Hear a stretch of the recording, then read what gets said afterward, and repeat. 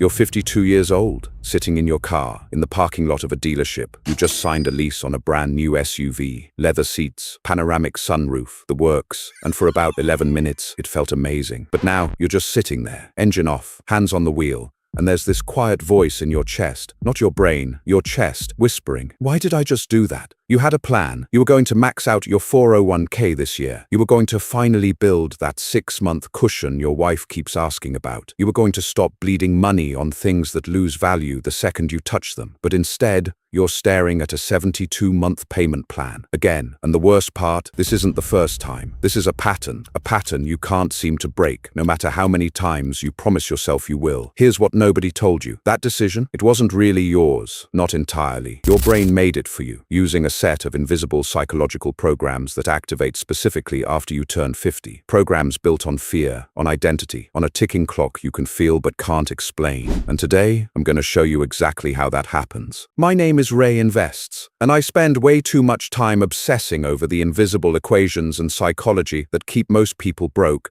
especially the ones nobody talks about after 50. This isn't a video about budgeting. I'm not going to tell you to skip your morning coffee. This is a video about brain chemistry, about why men in their 50s, smart, experienced, hard-working men, suddenly start making the worst financial decisions of their entire lives, exposed to a specific set of psychological traps that cost the average man over $50,000 in just a few years. I'm going to break down exactly what those traps are, why your brain falls for them, and how to override the programming before it drains everything you've built. If that sounds like something you need to hear right now, hit subscribe. Tap that like button, because this channel exists for people who are tired of surface-level advice and want to understand the real machinery running underneath their money decisions. Let's get into it. Alright, to understand why men over 50 are so vulnerable financially, you need to understand one concept first. It's called the identity money loop. See, when you're in your 20s and 30s, your identity is tied to potential. You're building, you're climbing. Every year, you're becoming more skills, more income, more status, and because of that upward momentum, your brain doesn't panic about money the same way. You feel like there's always more runway ahead, but something shifts in your late 40s and early 50s. The runway starts to feel shorter, not because it is, you might have 30, 40 years left, but your brain doesn't do math, your brain does feelings, and the feeling is, the best years might be behind me now. When that feeling sets in, your brain activates what psychologists call mortality salience, a heightened awareness that time is running out, and here's where it gets dangerous.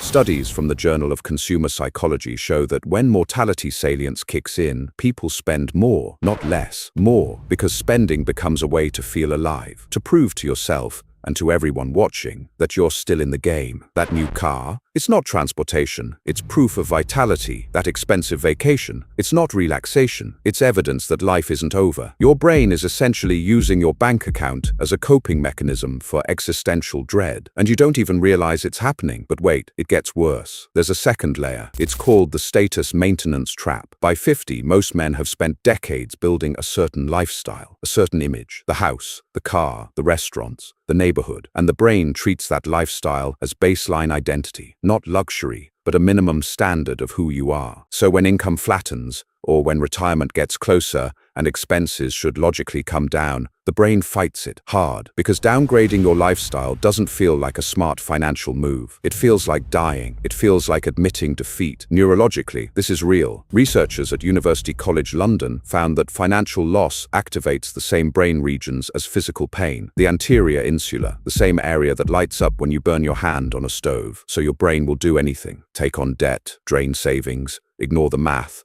to avoid that pain signal. And there's a third layer most people never even consider. I call it the legacy panic. Around 50, something strange starts happening in a man's mind. He starts thinking about what he's leaving behind, not in a peaceful, philosophical way, in a desperate, frantic way. Have I done enough? Will my kids be okay? Will anyone remember what I built? And this panic creates one of the most counterintuitive financial behaviors you'll ever see. Men start giving away money they don't have, overfunding their adult children's lives, co-signing loans they shouldn't co-sign, paying for weddings they can't afford, buying gifts that are really just attempts to buy relevance. It's not generosity, it's fear dressed up as love, because deep down, the brain is running a calculation that sounds like this. If I give enough, I'll matter. If I sacrifice enough financially, they'll need me. And if they need me, I won't be forgotten. A study published in the Journal of Family and Economic Issues found that men between 50 and 60 are the most likely demographic to financially overextend themselves for adult children, even when those children are fully capable of supporting themselves. And the number one reason cited wasn't love. It was guilt. Guilt for working too much. Guilt for missing the school play. Guilt for the divorce. Guilt for not being the father they imagined they'd be. So the checkbook becomes the apology letter, and the $50,000 that should be building their future gets spent trying to rewrite their past. That's not a financial strategy. That's emotional bleeding with a dollar sign attached to it. And that is the invisible trap. You're not bad with money. Your brain is running a protection program that happens to be financially catastrophic. Okay, now let's talk about the number, $50,000. That's roughly what the average man over 50 loses, not to a bad investment or a scam, but to a series of emotionally driven decisions compounding over 3 to 5 years. The unnecessary car upgrade, the kitchen renovation that wasn't needed, the treating yourself purchases that quietly stack up to 5 figures annually. But here's the flip side, and this is where it gets really interesting. If you can hold $50,000, not invest it, not grow it, just hold it, something remarkable happens to your brain. It's called the threshold effect. Behavioral economists have found that there are certain financial thresholds where your psychology fundamentally shifts. $1,000 gets you out of crisis mode. $5,000 gives you breathing room. $10,000 changes how you sleep at night. But $50,000 does something none of those other numbers do. It gives you what I call sovereign decision architecture. Let me explain what that means. When you have $50,000 sitting in a liquid, accessible account,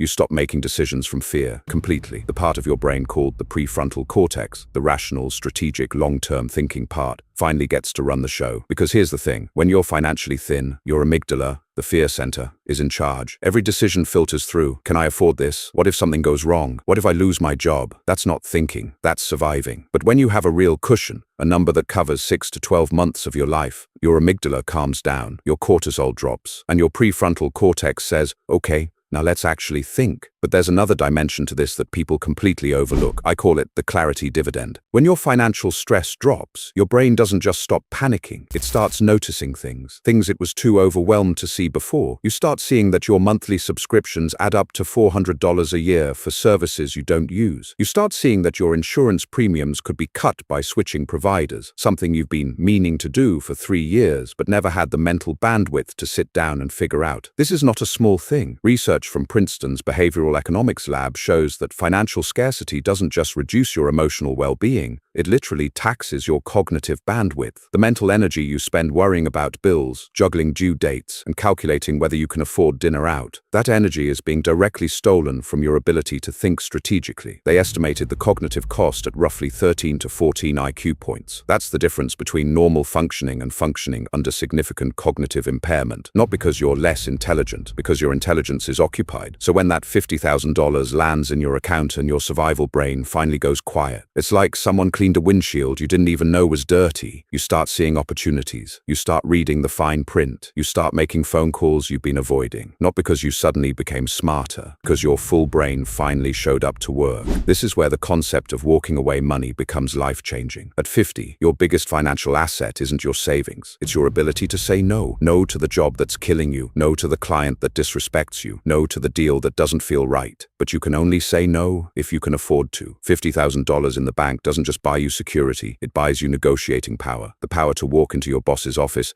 and have an honest conversation about your future, without the terror that losing this job means losing everything. Men who have this cushion don't just make better financial decisions, they make better life decisions. They leave toxic situations faster. They take calculated risks with more confidence. They stop clinging to things, jobs, relationships, possessions, out of financial fear. And ironically, that's when the real wealth starts building, because you're finally making moves based on strategy, not survival. Let me tell you about a guy named David. David is 53. He's been a regional sales manager for a medical supply company for 16 years. Good salary, around $110,000 a year. House is mostly paid off. Kids are in college. On paper, David is doing fine. But here's what David's life actually looks like. Every month, David spends almost everything he makes. The mortgage, 2 car payments, his and his wife's, the kids' tuition, subscriptions he forgot he signed up for, dinners out because by Friday he's too exhausted to cook, weekend golf because that's what his friends do and he can't be the guy who drops out. David has about $4,000 in his checking account at any given time. That's it. That's the margin. And David is miserable. Not because he's poor, but because he feels trapped. He hates his job. His boss is 20 years younger than him, and treats him like furniture. But David can't leave. He can't even push back because $4,000 is about 11 days of his life. That's his entire safety net. So David does what his brain tells him to do. He compensates. He leases a BMW. He buys a 65-inch TV. He books a vacation to Portugal. Not because he's irresponsible, but because his brain is screaming, if you can't feel free, at least feel something. That's David before. Now, here's David after. One day, David listens to something like this video, and it clicks. He doesn't overhaul his entire life. He just makes one decision. He's going to build a $50,000 cushion, no matter what. He sells the BMW, gets a 3-year-old Honda. That alone frees up $600 a month. He cancels 4 subscriptions nobody in the house uses. Another $200. He tells his golf buddies he's playing every other week instead of every week. They don't care. Nobody even notices. In 14 months, David hits 50,000, and here's what changes. David doesn't quit his job, not right away. But the next time his boss dismisses his idea in a meeting, David doesn't just sit there. He speaks up, clearly, calmly, not with anger, with certainty. The certainty of a man who knows that if this goes sideways, he has a year to figure out his next move. His boss notices. His colleagues notice. David gets different assignments, better ones. 6 months later, David gets a recruiter call. A competitor is offering a similar role, better culture, 15% raise. Old David would have been too scared to even take the meeting. New David takes it, negotiates, gets the offer. But here's the real shift. David stops obsessing over small purchases. He stops checking his bank balance 3 times a day. He stops fighting with his wife about the grocery bill. His brain has released its grip on the small stuff because the big stuff is handled. David didn't get rich. David got free. And freedom is the most expensive thing money can buy. Now, I want to be honest about something, because I'd be doing you a disservice if I made this sound easy. The hardest part of David's journey wasn't the math. It wasn't selling the BMW. It wasn't canceling the subscriptions. The hardest part was the silence. See, when David downgraded his car, nobody threw him a party. Nobody said, "Hey man, that's a really mature financial decision." His neighbor saw the Honda in the driveway and made a joke about it. A co-worker asked if things were okay at home. His own brother said, "You're making good money, why are you driving that?" And that right there is where most men break, not at the decision, at the social pressure that follows the decision. Because our culture has a very specific script for men over 50. You're supposed to be enjoying the fruits of your labor. You're supposed to be upgrading, not downgrading. And when you go against that script, people don't see discipline. They see failure. This is what psychologists call social proof bias. Your brain is wired to follow the crowd, especially when the crowd is your peer group. And when your peer group is leasing luxury cars and renovating kitchens, your brain interprets your Honda Accord as a threat to your social standing. David had to learn something that very few men ever learn. He had to learn that the opinions of people who are also broke don't count, that the guy making the joke about his car has $1,100 in savings and 3 credit cards maxed out, that the social script everyone follows is the same script that leads to 65-year-olds working jobs they hate because they can't afford to stop. David didn't just change his finances, he changed his reference group, and that was the real breakthrough. So if you're watching this and you're over 50, or approaching it, here's what I need you to understand. The biggest threat to your financial future is not inflation. It's not the stock market. It's not taxes. It's your own brain, running programs that were designed to keep you alive in the wild, not to help you navigate a 401k and a mortgage and a midlife identity crisis all at the same time. Here's how you start fighting back. Step 1. Name the pattern. Just awareness alone changes the game. The next time you feel the urge to make a big purchase, stop. Don't judge yourself. Just ask, is this a strategic decision or an emotional one? That single question, practiced over and over, starts rewiring the loop. Step 2. Set the target, 50,000. Not as a dream, as a non-negotiable mission. Open a separate high-yield savings account. Automate a transfer every payday. Make it invisible. Make it boring. The less you think about it, the better it works. Step 3. Guard the number. This is critical because there's a phenomenon called the Diderot effect. It says that once you acquire something new, you feel compelled to upgrade everything around it to match. You buy a new couch, suddenly the old coffee table looks wrong. You hit 50,000 in savings, suddenly your brain says, you know what, we deserve that boat. No, that 50,000 is not spending money. It's not investment money. It's not reward yourself money. That money is your operating system upgrade. It's what allows your brain to function at its highest level. You don't spend your operating system. You protect it. And step 4, redefine what status means. At 50, the most powerful man in the room isn't the one with the nicest watch. It's the one one who can sit in silence while everyone else panics. It's the man who says no without flinching. It's the man who doesn't need the job, the deal, or the approval, because he built something underneath him that can't be taken away. That's real wealth, not the number in your account, the quiet confidence it installs in your nervous system. You've spent decades building a life. Now build the foundation that makes sure it doesn't crack under pressure. I'm Ray Invests, and if this hit different, share it with one man in his 50s who needs to hear it. Subscribe if you haven't, and I'll see you in the next one.